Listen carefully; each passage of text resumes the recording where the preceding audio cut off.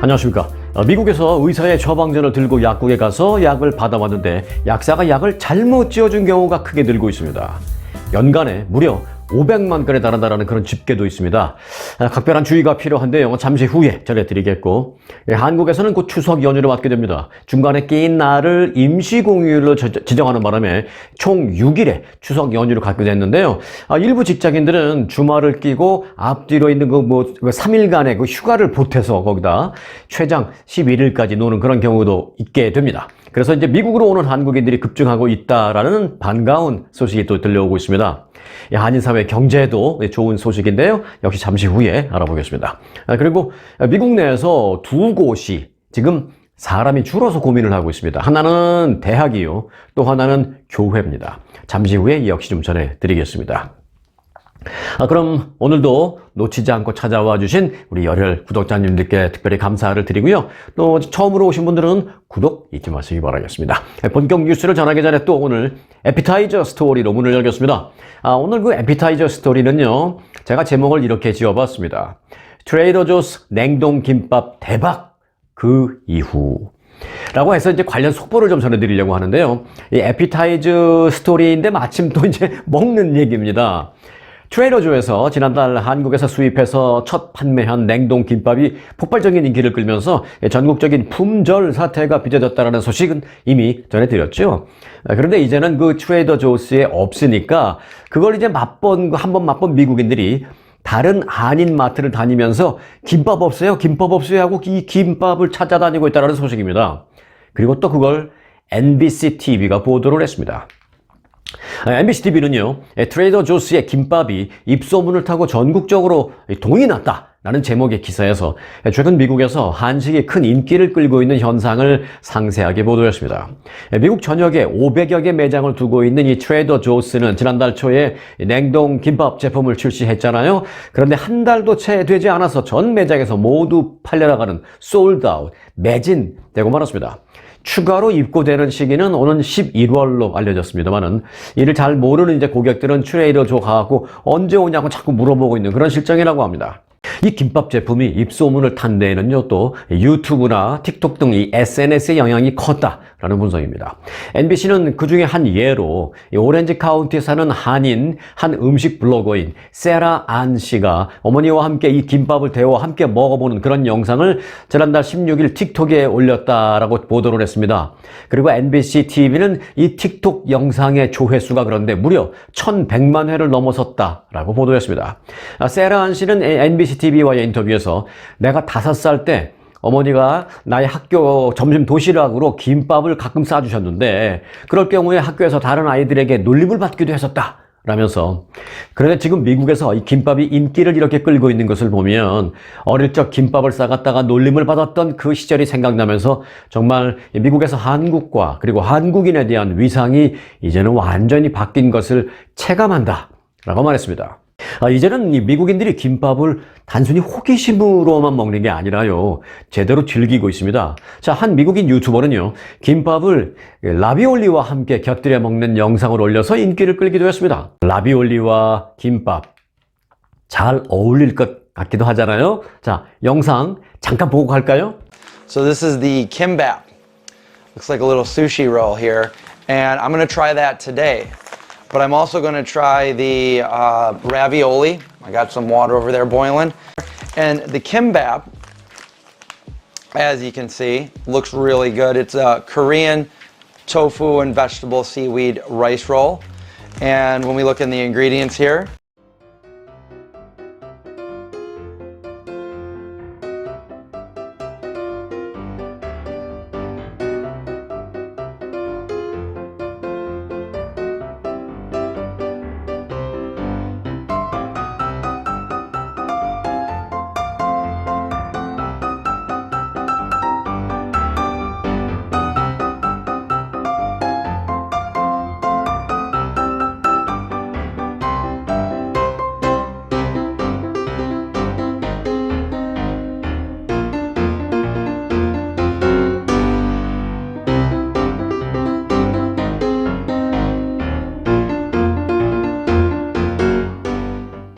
한편 이 김밥 인기와 관련해서 해당 업체인 트레이더 조스의 한 관계자는 이 K-팝과 넷플릭스의 K-드라마 등등의 열풍이 불면서 문화적 노출이 엄청나게 컸다라면서 내가 즐겨보던, 그러니까 그 트레이더 조스의 직원도 스스로 그렇게 말해요. 나도 즐겨보던 한국 드라마가 많이 있었는데 그 안에서 떡볶이를 먹는 장면이 나왔었는데 아주 너무나 맛있어 보여서 나도 먹어보고 싶어서 먹은 적이 있었다. 그런 경험이 있었다라고 말하고 있습니다.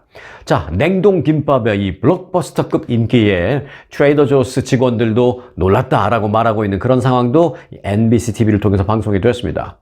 자, 한편 현재 트레이더 조스의 김밥을 구할 수 없는 상황이잖아요. 그러자 이제 미국인들이 인근에 있는 한인 마트로 눈을 돌리고 있습니다. 이 아시아 식품 유통업체 리 브라더스의 로빈 리 대표의 말을 들어보면 미국에서 김밥에 대한 관심이 굉장히 높아짐에 따라서 냉동 김밥을 미국으로 수입할 수 있는 다양한 옵션을 고민하고 연구하고 찾아다니는 이 수입업체들이 상당히 많다면서 자신들의 업체도 현재 긴급히 김밥 수입, 냉동 김밥 수입을 검토하고 있다고 밝혔습니다. 이 에피타이저 스토리로 김밥 속보 전해드렸는데 어쩌다 보니까 이 에피타이저 스토리가 정말 에피타이저 같은 그런 맛있는 스토리가 되었습니다. 자, 캘리포니아 주 내에 약국 체인점들이 한 해 동안에 이제 환자들에게 약을 지어주는데, 물론 처방전을 보고 이제 약을 지어주는데 그 와중에 잘못 지어준 처방약이 무려 1년에 500만 건 정도가 된다고 합니다. 약사들이 잘못 만들어준 약 때문에 환자들이 피해를 보고 있습니다만은 약국들의 개선 노력과 당국의 제재가 미미해서 큰 문제가 되고 있다라고 이제 이건 LA 타임즈가 보도했습니다. 캘리포니아주 약사위원회에 따르면 대부분의 처방 실수는 작은 개인 약국보다는 대형 체인 약국에서 더 많이 발생했지만 이 개인 약국은 당국에 보고할 의무가 없기 때문에 이 500만 건이라는 숫자도 사실은 최소한의 수치일 것으로 분석된다는 것입니다. 처방 실수로 인한 피해 신고자 중에 일부는 부작용으로 인해서 사망에까지 이른 것으로 알려졌습니다. 일부 통계 자료에 따르면요, 전국에서 연간 약 9천여 명이 이 관련된 피해로 사망에 이르는 것으로 나타나서 그 심각성을 좀 크게 보여주고 있는 실정입니다. 자, 그렇다면 이 처방 실수의 유형은 어떤 것들이 있을까요? 이게 중요합니다. 자, 연구위원회 자료에 따르면 유사한 약 이름 때문에 약사들이 착각하는 케이스에서부터 시작해서 3일에 한 번 복용을 하는 건데 하루에 3번 복용을 하는 것으로 잘못 써서 약을 주는 경우도 흔히 있었다고 합니다. 또 류마티스 치료제와 그러니까 이름이 좀 비슷한 어떤 신경 안정제가 있는데 이걸 잘 구분을 못해서 3개월, 4개월씩 이 신경 안정제를 장기 복용하게 해서 피해를 입힌 사례도 있었다라고 합니다. 류마티스성 치료제는 3개월, 4개월 이제 장기 복용할 수도 있습니다만은 신경 안정제 같은 것은 정신적인 문제의 약이기 때문에 이렇게 장기 복용은 절대로 주의가 필요하고 의사와 계속 상의해 가면서 해야 되는데 이게 류마티즘 치료제로 잘못 착각해서 신경안정제, 일종의 정신약을 줘서 3, 4개월씩 장기 복용을 한 그런 케이스도 있다고 합니다. 전문가들은 환자들이 할 수 있는 몇 가지 조언을 했습니다. 자, 우선 영수증을 잘 챙겨서 자신의 약이 맞는지 항상 확인할 것, 약을 받은 후에도 확인하고 또 집에 가서도 한번 확인하고요. 그리고 약의 색깔이나 숫자가 달라졌다면, 전에 먹던 약과 이 숫자나 색깔이 달라졌다면 반드시 약사와 대화할 것이라고 조언하고 있습니다.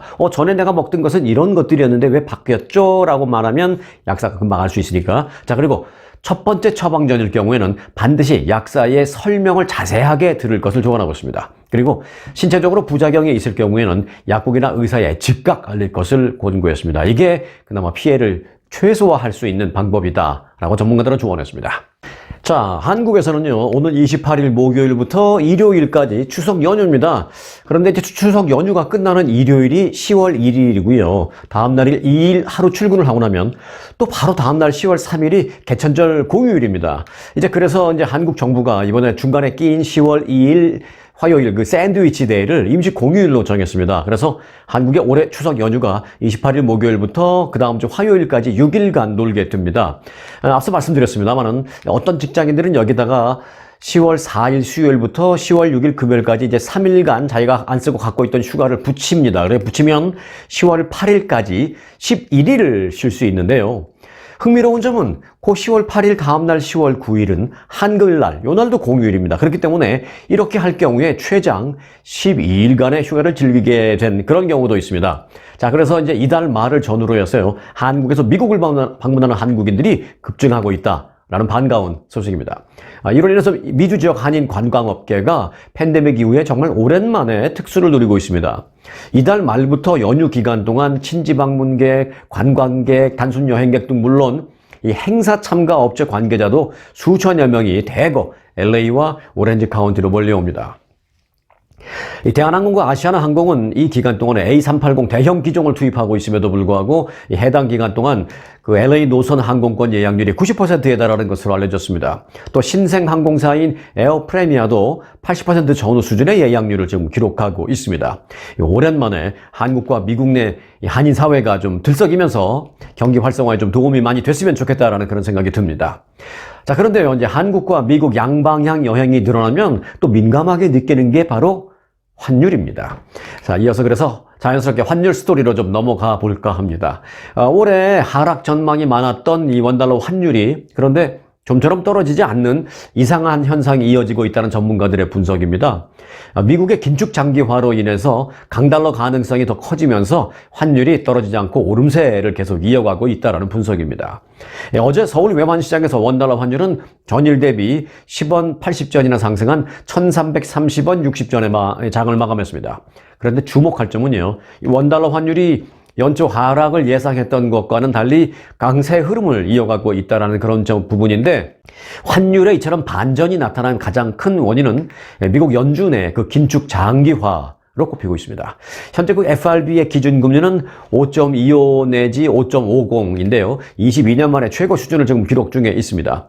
연준은 향후 인플레이션에 개선이 없을 경우에 한 번 더 금리를 인상할 계획까지 갖추고 있습니다. 자, 이 경우에 달러 강세 흐름은 더 강해질 수 있으며 환율 역시 한층 더 올라갈 것으로 보입니다. 자, 환율 상승은 어떤 이들에게는 희소식, 어떤 이들에게는 짜증나는 소식입니다. 일단 그 미주 지역 한인 비즈니스 업계에서는 환율 상승, 즉 달러 강세가 전반적으로 반가운 상황입니다. 달러로 이 한국 상품을 사와서 미국에서 파는 이 무역업체들이 많이 있는데요. 이 달러 가치가 올라가면 전보다 좀 더 저렴한 가격의 물건을 들여올 수 있기 때문에 그들에게는 이게 희소식입니다. 또한 이 한국에 여행을 가시는 분들, 갈 예정으로 있는 분들, 이런 그 미주 한인들에게도 반가운 소식입니다. 부담이 조금이라도 적게 소비를 할 수 있기 때문이죠. 이 달러 강세로 한국에서 이제 달러를 환전해서 원화로 캐시로 이제 사용을 하거나 아니면은 미국에서 쓰는 미국 발행 크레딧 카드를 한국 가서 사용이 가능한데 그 사용을 할 때도 상대적으로 비용 절감 효과를 누릴 수가 있습니다. 자, 반대로 그런데 짜증나는 소식으로 다가오는 사람들도 있습니다. 한국에서 송금을 받아서 살아야 하는 그런 유학생들이나 아니면 주재원 그런 분들에게는 좀 부담이 될 수도 있을 전망입니다. 자, 앞서서 이 미국의 금리 얘기 잠깐 해드렸는데요. 이 미국에서 금리 상승 영향 등으로 인해서 지난달 기업체의 파산이 크게 늘어난 것으로 나타났습니다. 지난달 상업적 이 파산 건수는 전달 대비 무려 17%가 증가했습니다. 또 가계와 개인 파산을 포함한 총 파산 건수는 전년 동기 대비 13개월 연속 증가했습니다. 일단 기업들의 경우에 규모가 클수록 좀 더 어려움을 겪고 있는데요. 지난 1년간 금리가 인상되면서 기업들이 이제 만기가 도래하는 저금리 부채를 상환하면서 다시 대출을 받을 때는 기록적인 고금리를 받으면서 이 어려움을 겪고 있습니다. 이로 인해서 지난 7월 그때 금리 상승 등을 이유로 파산 신청을 한 항공기 임대 기업, 유명한 기업인데요. 이 보이저 에이비에이션스 홀딩스라는 기업이 있습니다. 아주 큰 유명한 대기업까지는 아니지만 거의 준대기업입니다.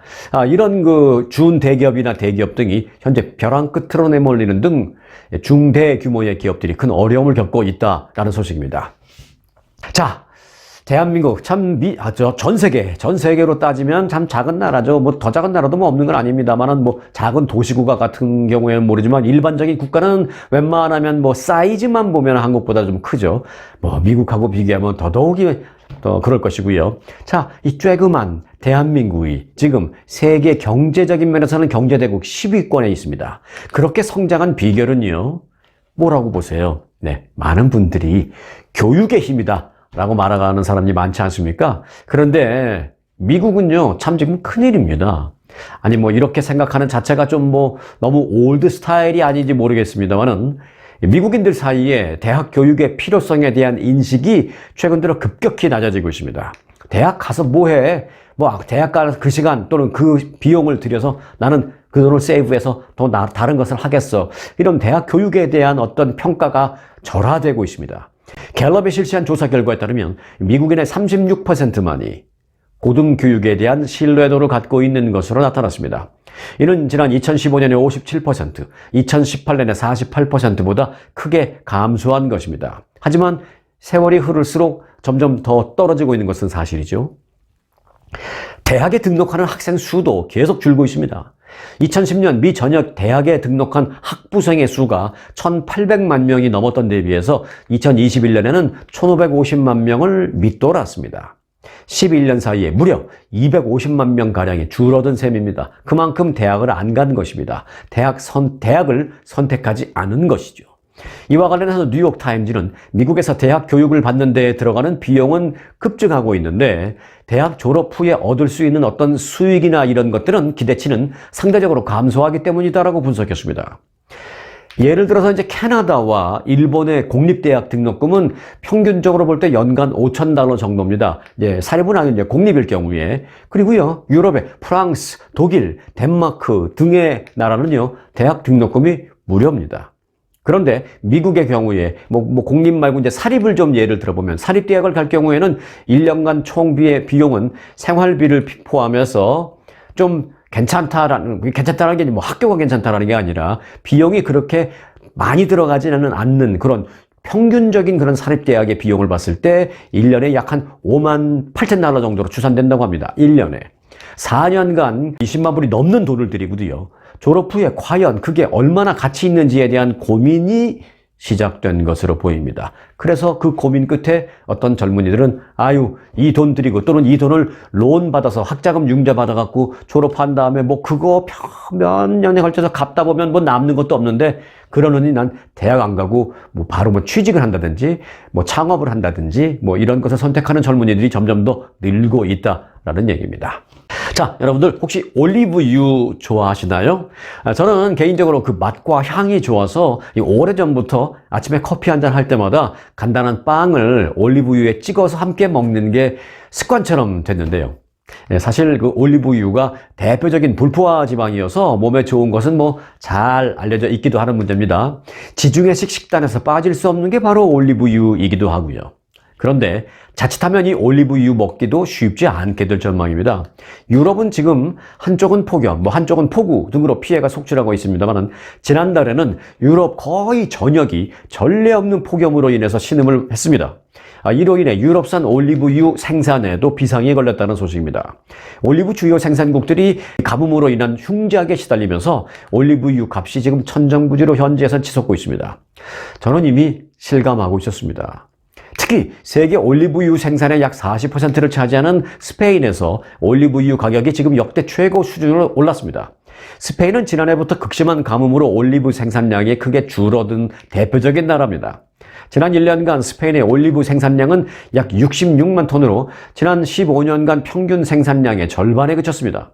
스페인 외에도요, 세계 올리브유 생산 순위 2위와 4위인 이탈리아 그리고 포르투갈 역시 올리브유 생산량이 크게 감소했습니다. 현지 매체에 따르면 스페인 내 올리브유 가격은 연일 올라서 지금 리터당 4유로, 달러당 약 한 $5 수준이었던 그 엑스트라 버진 올리브유가 지금은 리터당 무려 10유로, 달러로 본다면 약 한 11불에 팔리고 있습니다. 2배가 넘었다는 얘기죠. 현재서는 몸값이 이렇게 천정부지로 오른 올리브유를 황금의 액체라고 부르고 있다고 합니다. 상황이 이렇다 보니까 스페인 곳곳에서는요, 이 올리브유만 전문적으로 훔쳐가는 그 도난 사건이 급증하고 있다라는 소식입니다. 유럽의 일부 국가에서는 올리브 오일 그 재고를 확보하려고 애를 쓰고 있습니다만은 현재 부족분을 충당하기에는 턱없이 힘든 그런 상태다라는 얘기입니다. 조만간 가격은 오를 전망인데요. 미국이 그래서 이제 유럽산 말고 남미나 다른 쪽으로 이 수입 라인을 좀 바꾸면서 가격 급등을 막기 위해서 현재 노력을 하고 있다라는 그런 소식도 함께 들려오고 있습니다. 자, 교회 나가시는 분들 많이 계시죠. 미국 내 교회 3곳 가운데 한 곳은 이 팬데믹 이전에 비해서 출석률이 크게 줄어서, 그런데 이제 줄어든 상태에서 다시 또 회복이 잘 되지 않아서 목회자들이 많은 고민을 하고 있다라고 응답을 했습니다. 또한 현재 교인들이 직면한 문제 가운데 하나는 노령화된 목회자와 노령화된 교인으로 밝혀졌습니다. 목회자나 교인이나 다 이제 점점 늙어간다는 얘기죠. 다시 말하면 나이 많은 사람들밖에 없다는 얘기입니다. 자, 연구에 따르면 2020년부터 2023년까지 미국 교회의 목회자나 주요 지도자들의 평균 연령은 57세에서 59세로 높아졌습니다. 그러니까 목회자들의 평균 연령이 57에서 59로 2살 높아진 겁니다. 이런 평균 연령이 2년이 높아진다는 것은 사실 10년, 20년 걸려야 가능한 일인데 이게 3년 만에 그렇게 된 거라는 겁니다. 또 같은 기간 동안 65세 이상 교인의 비율은요 33%에서 36%로 역시 늘었습니다. 이 개신교 교회의 경우에 평균 교인의 약 절반이 65세 이상인 것으로 나타났습니다. 또한 이 개신교 목회자 가운데 약 75%가 젊은 목회자를 찾기가 점점 더 어려워지고 있습니다. 라는 호소를 했습니다. 자, 이 기독교의 고민을 전해드렸는데요. 이번에는 천주교의 고민이 아니라 천주교의 굿뉴스 하나 스토리로 이어드리겠습니다. 성당 다니시는 분들도 지금 꽤 되시는 걸로 제가 알고 있는데요. 한국인 최초 카톨릭 사제인 성 김대건 안드레아 신부의 그 조각상이 세계 카톨릭의 수도인 로마 바티칸 중심부에 설치되었습니다. 반가운 소식이죠. 8천여 명에 달하는 카톨릭 성인 가운데 한국인이라는 것을 넘어서서 동아시아 성인의 이 동상이 바티칸에 들어선 것은 그 자체가 처음 있는 의미가 있는 그런 일입니다.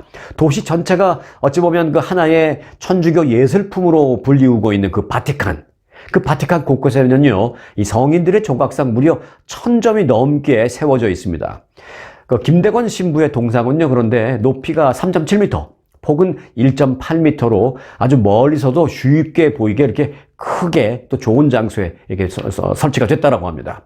특히 이제 다른 서양 성인들의 조각상과 달리 김대건 신부님의 조각상은 갓을 쓰고 있고 또 도포를 입고 있는 등 한국 전통 의상을 입고 두 팔을 벌린 그런 모습이 그런 모습으로 만들어져 있습니다. 자, 그런데 이걸 말만 듣고 가시면 안 되겠죠? 한번 보시겠습니까? 네. 주교회의 한 관계자는 모든 것을 수용하고 받아들이는 그런 모습을 표현하는 것입니다. 라고 설명했습니다. 자, 1821년 충청남도 당진에서 태어난 김대건 신부는 24살에 사제 서품을 받았습니다. 당시 무시무시한 천주교 박해 속에서도 이 사목 활동을 하다가 체포돼서 1846년 순교했습니다. 그러니까 만 25살에 순교하신 것입니다. 김대건 신부상은 홍익대학교 조소과와 이탈리아 카라라 국립미술 아카데미를 졸업한 중견조각가 한진섭 작가님의 작품입니다. 자, 한국 내 카톨릭 신자는 지금 그 과거 조선시대 때부터 뭐 여러 차례 심한 박해를 받은 그 와중에도 초기 신자 대부분이 뭐 그때 이제 순교를 했습니다만은 그럼에도 불구하고 구한말과 일제강점기를 거치면서 그래도 명맥을 간간히 이어왔습니다. 그런데 현재는 한국에 무려 약 500만 명의 신자가 있는 것으로 알려졌습니다. 자, 미얀마 그리고 버마. 연배가 좀 있으신 분들은 아직도 뭐 미얀마 하면 잘 와닿지 않으시고요. 버마 하면 쉽게 와닿은 그런 분들도 이제 많이 있으실 텐데요. 구버마가 1989년에 이제 이름을 미얀마로 나라를 바꿨죠. 이제 국호를 변경했습니다. 그런데 어쩌면 인도가 그렇게 될지도 모르겠습니다. 인도가 이번 주말에 열리는 G20 정상회의를 앞두고 자신들의 나라 이름을 공식 영문 명칭인 인디아 대신에 바라트라고 표기해서 눈길을 모으고 있습니다. 인도 정부는 이번에 G20 정상회의에 참석하는 각국 정상을 만찬에 초청하는 그 초청장을 보내면서 초청하는 주최, 즉 자신들의 나라의 이름을 영어로 바라트라고 표기했습니다. 초청장을 보면 인디아의 대통령이 아닌 바라트의 대통령이라고 적혀져 있습니다. 이 바라트라는 말은 인도를 가리키는 산스크리트와 힌디어의 고대 용어입니다. 인도 헌법에도 나오는 그런 용어입니다. 인도 헌법 1장 1절을 보면요, 바라트는 연방 국가다라고 규정되어 있습니다. 하지만 이번에 국빈 초청장을 그렇게 만들었다라고 해서 이들이 곧바로 이 국호를 완전히 공식적으로 바꿀지는 아직은 사실 미지수입니다. 이 바라트라는 이 말은 최근 그 모디 총리의 집권 여당이 선호하는 용어이긴 합니다. 그러면서 이제 점점점 인도에서 정치적으로 사용이 되고 있고 또 정치적인 의미를 띠고 있습니다. 왜냐하면 인도의 여당에서는 바라트라는 이름을 쓰기를 좋아합니다. 실제로 이 인도의 여당인 그 인민당 등 그 힌두 민족주의 그 우파 진영에서는요, 인도라는 말에는 식민주의의 어떤 흔적이 남아 있다라면서 그래서 우리는 바라트로 대체해야 한다라고 주장하면서 바라트라는 그 이름을 용어를 즐겨 쓰기 시작하고 있습니다. 그런데 또 반면에 야당에서는요, 인도의 집권 여당이 굳이 바라트를 쓰는 거는 과거 힌두인과 힌두 문화만 존재했던 그 나라를 상기시켜서 이미 전체 인구의 14%를 차지하고 있는 이슬람 인구를 배척하려는 시도다라고 경계를 하고 있습니다. 반대하는 의견이 맞닥뜨려지고 있죠. 여야가 이처럼 의견이 합의되지 못하고 이제 의견이 상충되고 있기 때문에 국호가 인도가 이제 금방 바뀌는 것은 쉽지 않을 그런 전망입니다. 자, 인도가 국호를 바라트로 과연 바꿀까요? 한번 이것도 지켜볼 만한 주목사항입니다. 자, 오늘 영상 마지막 스토리로요, 인도 얘기를 지금 해드렸는데, 앞서도 말씀드렸다시피, 인도에서는 그 G20 정상회의가 이제 내일부터 열리지 않습니까? 한국의 윤석열 대통령도 참석하기 위해서 이미 출국을 했는데요. 오늘 영상 이제 보너스로 재미있는 사진을 한 장 보여드릴까 합니다. G20 정상회의를 앞두고 인도의 한 미술학교 학생들이 각국 정상들의 초상화를 자기들이 직접 그려서 갖고 나와서 환영을 하고 있습니다. 미국의 바이든 대통령, 일본의 기시다 총리, 캐나다의 트루도 총리 등등의 얼굴도 이제 찾으실 수 있는데요. 한국의 윤석열 대통령의 초상화도 있습니다. 이 학생들이 직접 그린 거예요. 전문가가 그린 건 아닙니다. 한번 찾아보시죠. 얼마나 비슷하게 그렸나 한번 보시기 바랍니다. 네. 어린 학생들이 그린 거라는 걸 감안하시고 재밌게 봐주시기 바라겠습니다. 자, 그럼 오늘 영상 여기서 마치겠습니다. 오늘 처음 오신 분들은 구독 잊지 마시기 바라겠습니다. 스토리가 있는 뉴스, 송혜코의 스토리 뉴스 여기서 마칩니다. 고맙습니다.